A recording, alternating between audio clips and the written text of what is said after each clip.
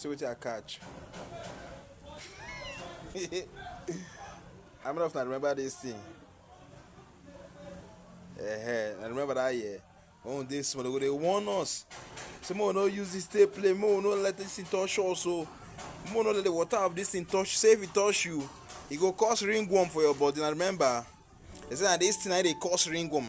Ringworm. That if you do this small like this, if you catch this thing and fear go they catch you to shop am. Because you go dey feel it true. What they say that they cause ringworm. It go cause ringworm for you true. See ah. Hey, see the snail, oh, jeez. Hey, oh, good man, come outside. Oh boy. So now, and I hear say na snail na be the cheapest and one of the most lucrative farm business for Nigeria now.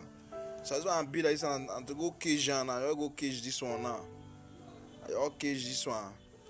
They give big and give am full shop. Before you know, I say we get snail farm. You understand? I begin make money from this one snail with all cash so. Now what if you give a shop where you go fit big? Hey, they bend.